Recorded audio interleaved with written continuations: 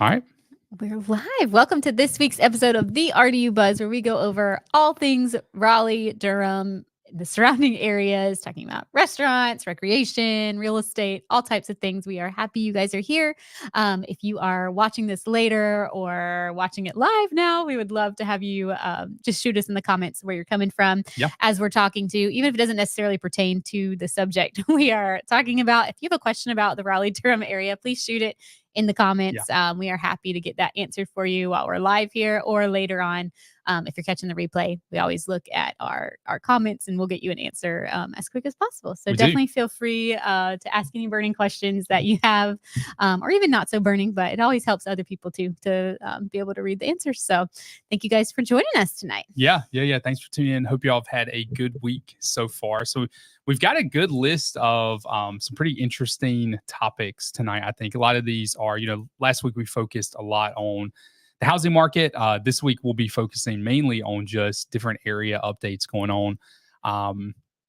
And we'll kick it off with a new builder that's moving into the area. So this is a builder that's not currently in North Carolina.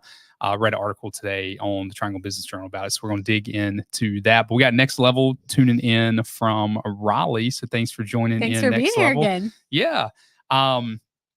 So we'll just kick it right off. So the builder that is coming into Raleigh is Fisher Homes. So Fisher Homes is a Kentucky home builder. I'm not familiar with them. Honestly, I've never heard of them. Yeah, me neither. But they're in quite a few states. And it makes sense for builders to target our area that are not currently in our area. We're a pretty hot market right now for new construction.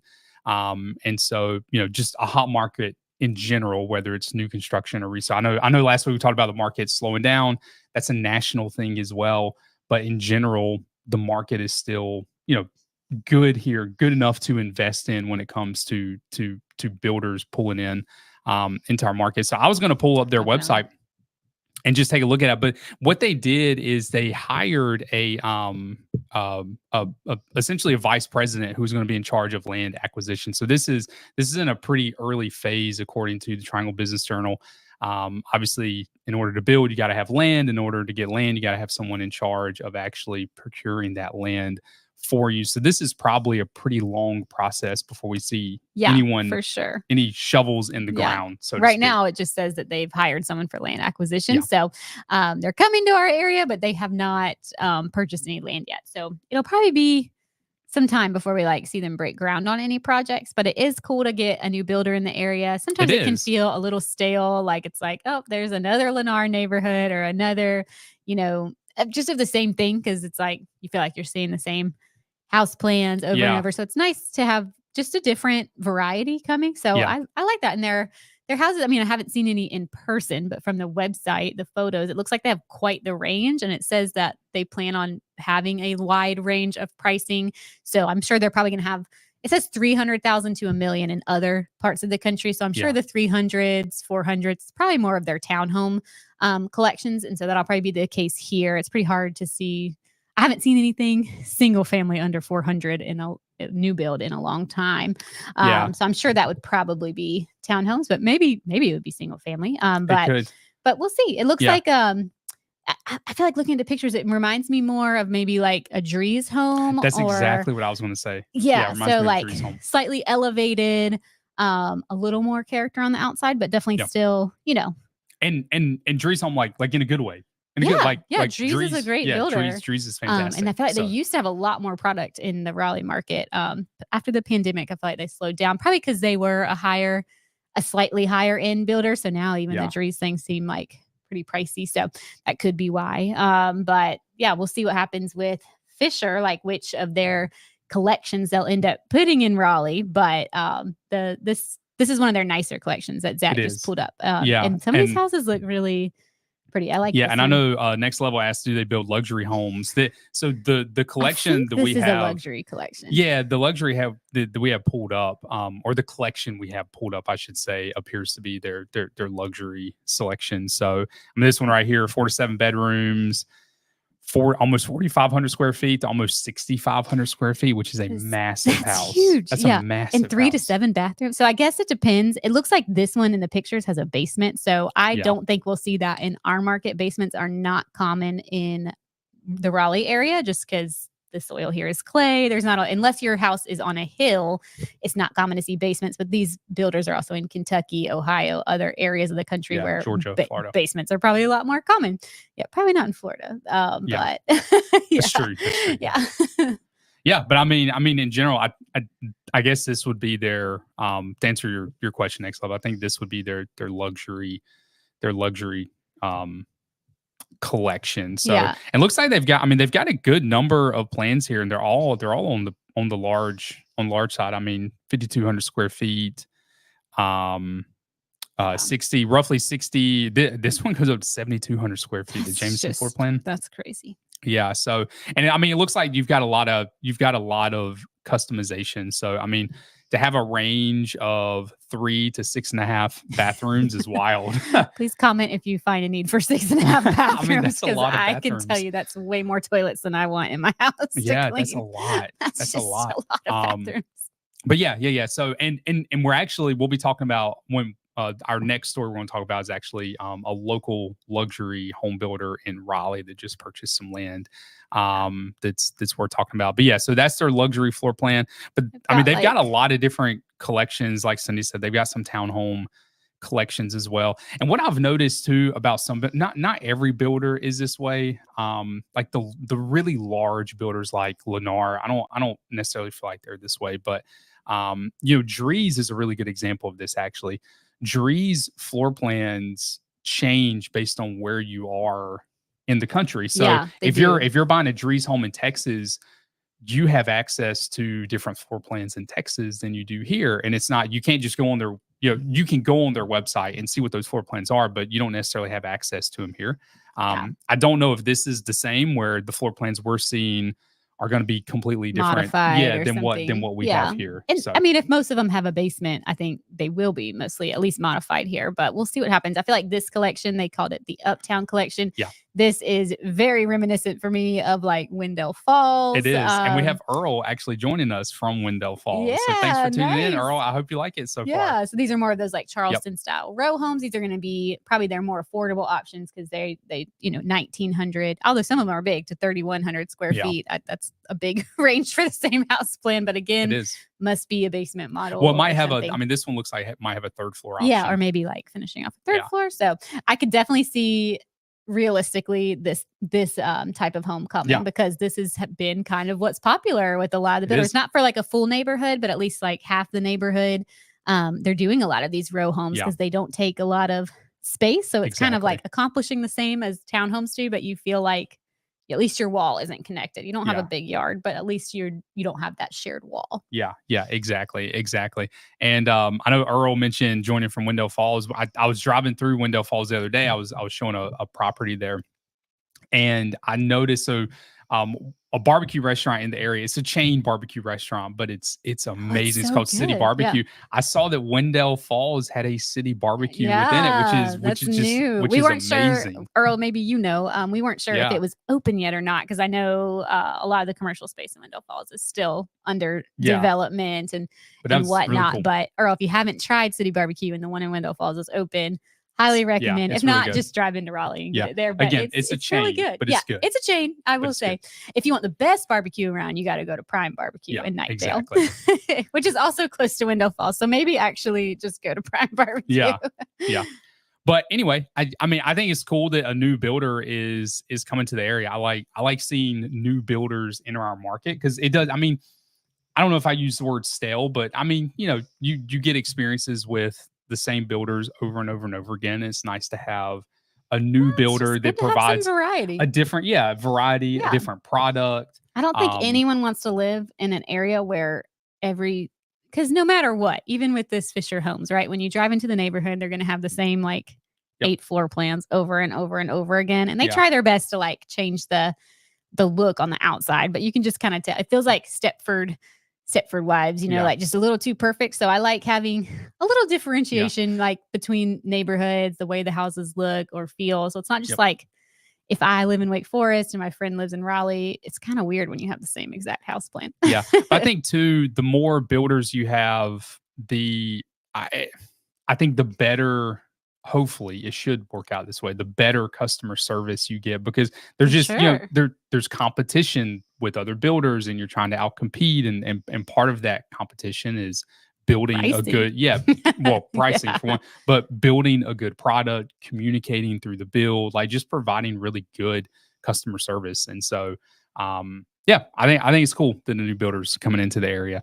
Earl said that it is opening soon. So that's good to know. And that Parm Barbecue's on his list next week. Good call. Earl, there is make sure to Google it. I think it's Sunday, but it might be Monday. There's a day of the week they're not open. So just be sure to look it up before you drive out there. So moving to a different builder, which is Lloyd Builders. So this is, I know Next Level, you talked about luxury homes.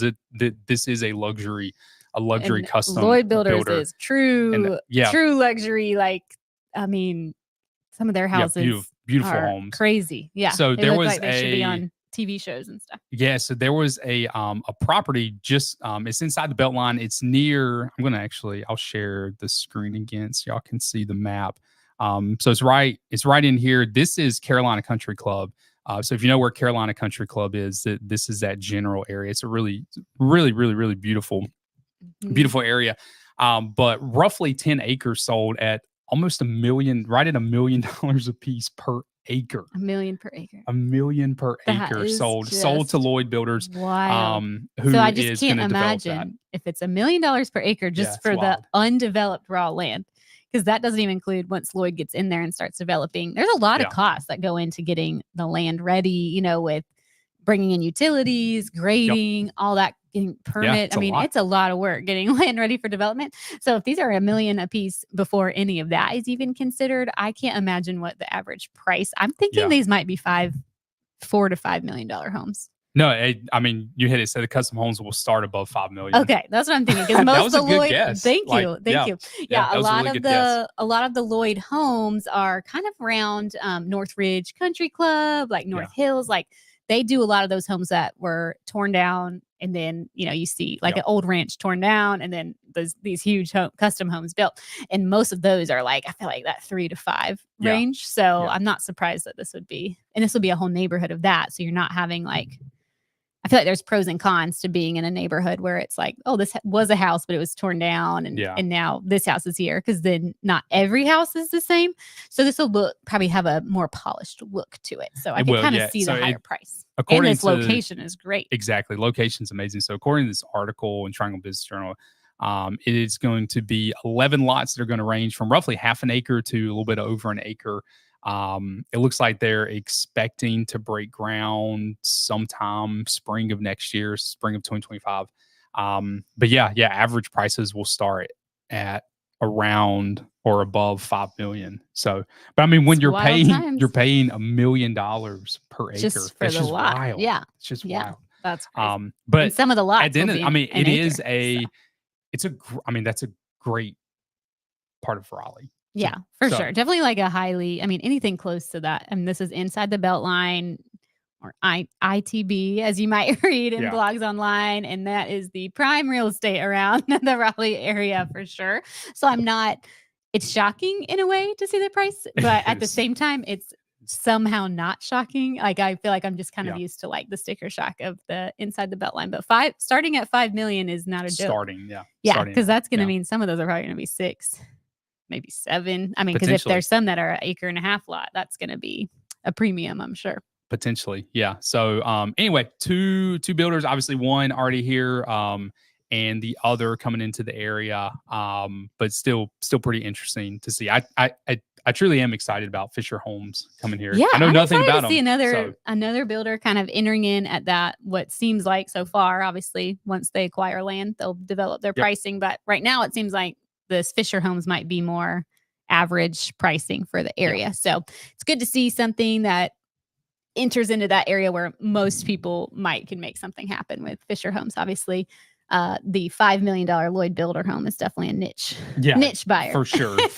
So last week we talked about a really interesting article that was a looking at like census data of who is moving here, broken down by age demographics, and it talked about, I forget the exact percentage, but folks 65 and older grew significantly more than any other demographic that moved to our area. Part of the reason for that is healthcare. The healthcare here is fantastic, and there was a study done by U.S. News that put Duke University Hospital as, I think it was 11th in adult specialties. I don't know what they mean by adult specialties. I'm assuming that just means any kind of adult medicine. I don't know. Yeah. And then 10 in children's specialties. So you have Duke University Hospital that's in the top 10 for children and the top 15 for adults, which is really incredible. Yeah, and they ranked it number 1 in North Carolina, which is not surprising. I think it's probably held that spot for a long time, with UNC being close behind at number 2. So the top 2 of the top 10 hospitals were here in the Triangle, and then number 4, I believe, was UNC Rex. So over in Raleigh, and then also Duke Regional tied for 9th place, which is pretty cool. Oh yeah, it did. Which I'm really surprised. So that's a small hospital also located in Durham, but I was just surprised it made the list just because of the size, not because it's a bad hospital or anything. It's just a really small one. So that's pretty cool that it ranked above some of the other hospitals. Obviously, we have more than 9 hospitals in North Carolina. Yeah. So pretty cool to have. Really, we have, what is that? 4 of the top 9 spots here in the Triangle. So yeah. And then also Axios had released last week about the retirees moving to the area, but they had linked more studies about the healthcare, and actually for the like ratio of doctors to retirees, it's, I think, like the top in the country. Really? In the Triangle. I don't think I saw that. Which is pretty cool. Yeah, so that's fascinating. We definitely have a lot. You have a lot of options, which is nice. But yeah, just good care. I mean, you don't have to drive that far anywhere in the Triangle to get to great healthcare. So yeah, and I think I think at the end of the day, that's probably one of the best things about this area, because I mean, you look at this list, the top 2 hospitals in the state, according to this study, was Duke University Hospital, which is obviously in Durham, and UNC Hospital in Chapel Hill. And so, like, really, no matter where, even if you are in Raleigh, you're still not that far from either Duke or UNC Hospital. Yeah. And even outside of those, you still have great care in the Raleigh area. It may not have made the list, but it's still great. Yeah, and it's probably still run by Duke or UNC. Outside of the Wake Med. Yeah, outside of Wake Med, that's more privately run. But you've got Duke and UNC, and then they have a lot of like smaller clinics and smaller just urgent care, ER type situations spread all around the Triangle. So obviously, if you need major surgery or something, it's really not a big deal to drive from Raleigh to Durham to go to Duke. Or if you're coming to the area because of, we have worked with clients that are coming to the area because they have a family member that is going to be receiving a lot of care long term at Duke. So, they want to be as close as possible to do, if they're going to drive there every week, they don't want to, they might choose to live in Durham itself to be close. But it is definitely really cool to see those rankings there, and just knowing that it's just nice peace of mind to know that one of the best hospitals in the country and probably the world is just right here at home. And this study's actually really cool. I'll try to remember to link it in the video, because it breaks it down by different category. And where Duke ranks within like nationwide in these specific categories, like where does it rank with cardiology or diabetes or whatever. Like it's a pretty cool study to look at. So but I think at the end of the day, that's a big reason why this area is gaining a lot of folks moving from. Well, and even if it's not because they want to be close to healthcare, it's because Duke is one of the largest employers in North Carolina and one of a hugest magnet for people moving this way because they employ a lot of people. It's a large system, not only the hospital, but the university. But then the university, and then the subsequent. There's just so many administrative roles that go into such a large university and hospital system. And then there's so many clinics and things. Even if you yourself are not a nurse or doctor, there's still a lot of job opportunities working within those systems. Yeah, exactly. All right. So the next story that we want to look at. So right around, and this kind of ties into this, but I'll start with this first part, then we'll kind of lead into this this look at usage of trains in our area, which is actually pretty fascinating. But right around July 4th, so we took the July 4th week off from here. But right around that time frame, what's his name? He's the Secretary of Pete Buttigieg. Yeah, Pete Buttigieg. He came. And I think Governor Cooper was there as well, and they broke ground together on the new rail system that's going to connect Raleigh to Richmond, the high-speed rail system. I actually read right before I hopped on here, it's estimated that takes a couple of years to build, which sounds about right. It's a $1 billion infrastructure investment into our region that'll connect, a high-speed rail from Raleigh to Richmond. So that broke ground just a couple weeks ago.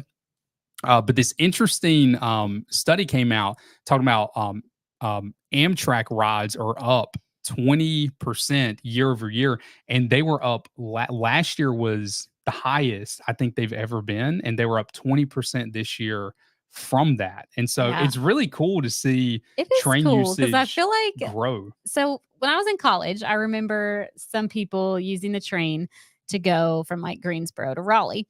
And, that didn't have cars, or their parents weren't going to like come pick them up for winter break. And I think those were some of the first times I ever heard of anyone using, I thought it was a joke at first. I was like, wait, you're actually going to take the train home? Like, that's so interesting.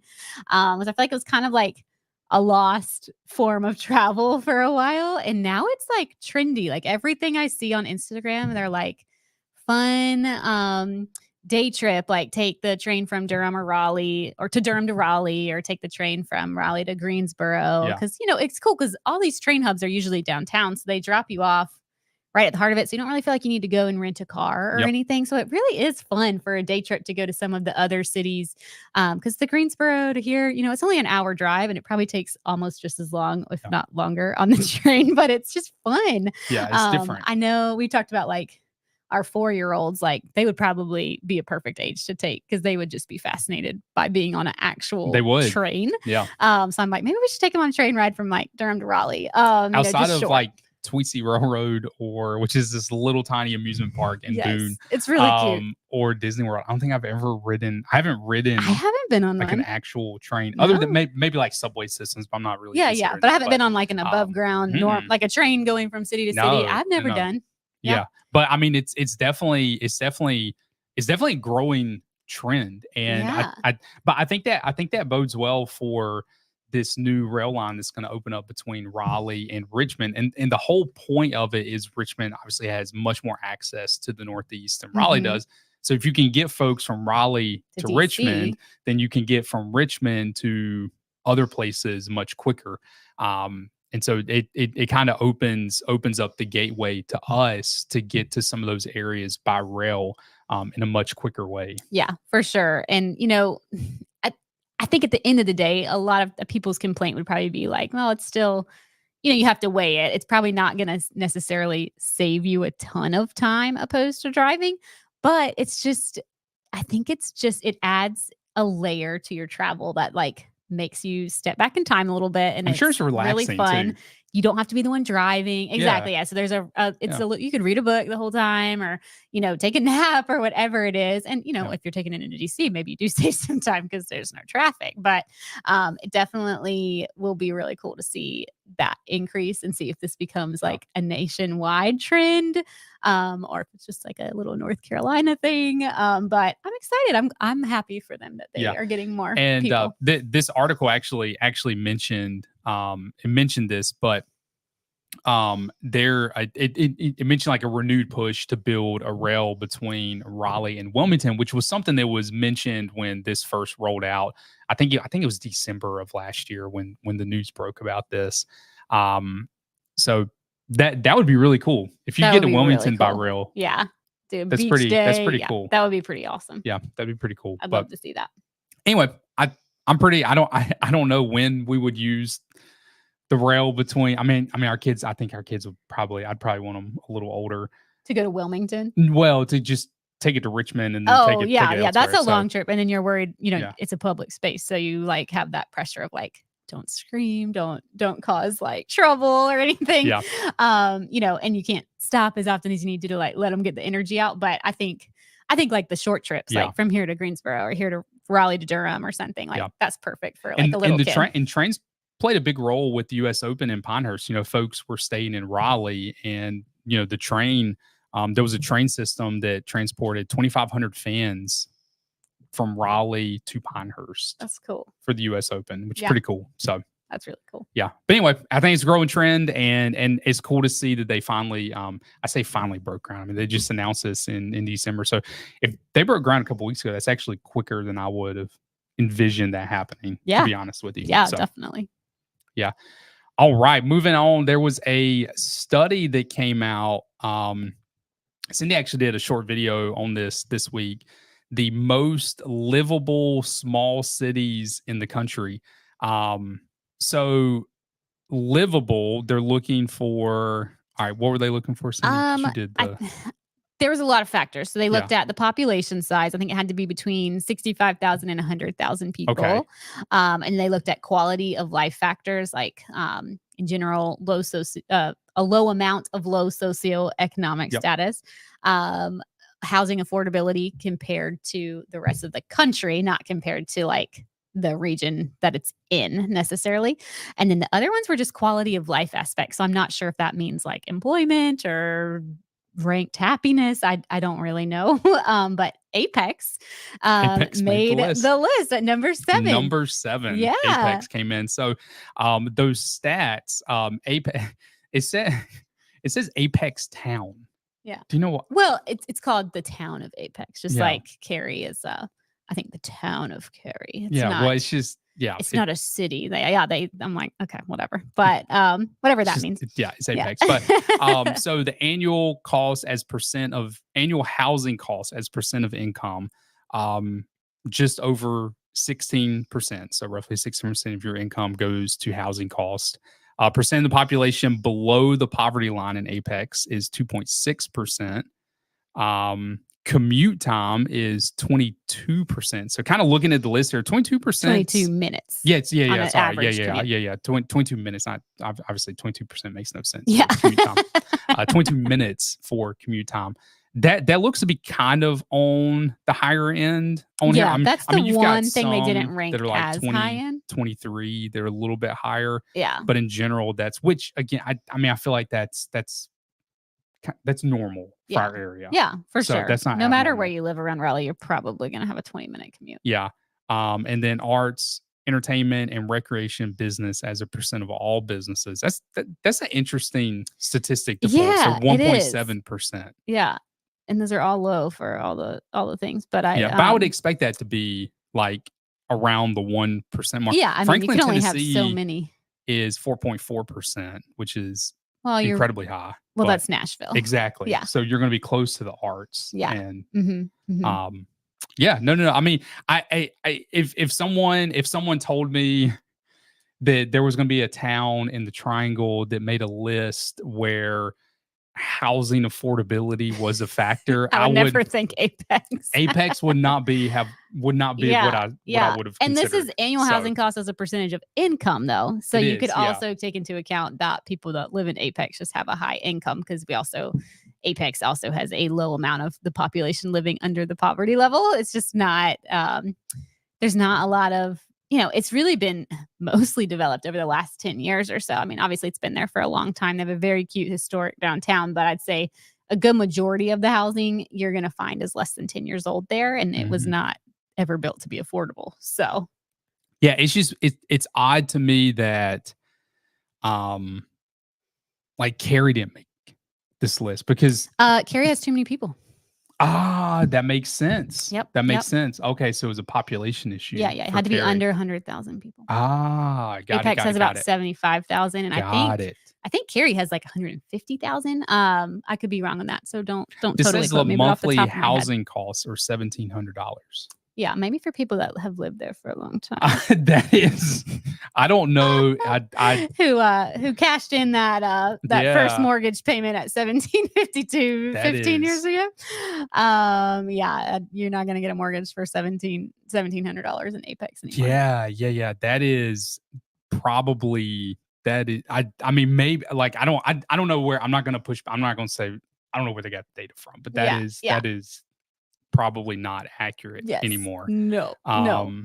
Okay, so that makes not sense. Not for a new lease or a new mortgage. Yeah, if this study is pulling in $1,700 average housing costs, then I could see Apex being number 7. So if you're buying a house in Apex right now, you're probably looking at least $3,500 a month for a mortgage payment. At least with where rates are. If not closer to 5. Yeah. With where rates are. Yeah, exactly. Because the average house there is like pretty around $700,000. So wow. Okay. Yeah. Well, it makes sense if that's the stat they pulled in. Then that. But if anyone out here wants to loan us anything for $1,700 a month, but it's for a $700,000 loan, hit me up. Yeah, I mean that's I'll take that deal that's pretty crazy. So yeah, and I mean we've got a handful of other things we're kind of pushing time, but got to put the kids to bed. But talking about rates, because I know you just mentioned rates. So rates have actually come down a tad bit over the last several days. So I looked earlier today, I don't know, around like 9 a.m. or 10 a.m. And they were hovering right at 6.8. So I say they came down 6.8 is better than 7. It's not much better, what we can get but it's better than 7. Yeah. You know what? It is. It's that same logic of $1.99 sounds a whole lot better than $2, and I will take it. Yeah. You might hear rates are at 6. They're not at 6. Yeah, they're people are trying to say they're basically still, but it's closer. Still 7. It's come down some. So we'll take every little nudge down that we can get. And there's been a lot of talk now that they feel they're definitely gonna do a drop before September. So I wouldn't say definitely, but it's looking more positive, and we'll cover that. We'll cover that in the next coming weeks. But we hope so. It is looking more positive than it was from a Fed perspective of cutting the rates and hopefully starting some kind of downward trajectory.